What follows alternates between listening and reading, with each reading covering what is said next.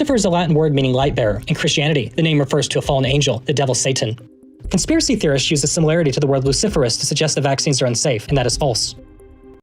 In tonight's Fact or Fiction, we're looking into a COVID vaccine claim that has resurfaced. A tweet Monday from Emerald Robinson, the White House correspondent for Newsmax, said, "Dear Christians, the vaccines contain a bioluminescent marker called Luciferase so that you can be tracked. Read the last book of the New Testament to see how this ends." Well, her claim is false. Luciferase is a real scientific term that describes a group of enzymes that cause the emission of light. But no COVID vaccine contains luciferase. It was only used in some of the COVID-related research. Robinson's tweet has since been removed, and Newsmax pulled her off the air. A flurry of social media disinformation aims to conjure vaccine hesitancy among Christians in the U.S. A social media clip features Melissa Strickler, a former Pfizer employee who previously spread vaccine disinformation. Pfizer whistleblower Melissa Strickler reveals that the vaccine glows. She suggests that the glowing components are SM102, luciferase, and graphene oxide. That is false. The vaccine developed by Pfizer-BioNTech does not contain SM102 or graphene oxide. A full list of ingredients has been posted by the U.S. Food and Drug Administration and tested by outside parties. Largely flown under the radar, a patent filed by the U.S. government for a new product containing luciferase. That's a bioluminescent material often used in COVID-19 research. There are now reportedly proposals to use this product to start tracking people's vaccination status with an injectable that would sit under the skin. Now, you've been digging into this issue. Can you tell us what you've learned so far? Well, I think people get hung up on the freaky name of it because it, of course, it sounds like they're talking about Lucifer from the Bible being like the devil. And, naturally people are concerned about, among the religious community, they talk about the mark of the beast and things like that. And they're legitimately worried about that. And, of course, the media has a field day trying to debunk it and so on.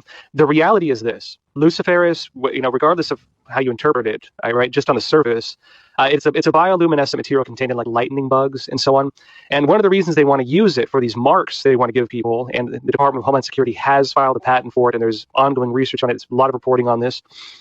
They have filed a patent for it, and they want to give people marks. And the reason they want to use luciferase is because it's bioluminescent and shows up under UV light. And so they can scan you almost like a barcode. They can scan this mark they give you, and it can bring up, for example, almost just like a QR code, again, like scan with your smartphone.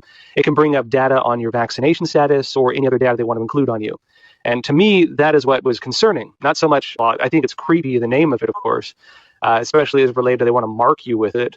But to me, the bigger thing, arguably the bigger thing, at least the one on the surface, is that they want to do this in the first place. They want to give people tattoos, essentially, using this bioluminescent material so they can tell whether or not you're listening to the government. That concerns me very deeply. They've already developed it. The issue is whether they will ever actually roll it out, and that's where we're at right now.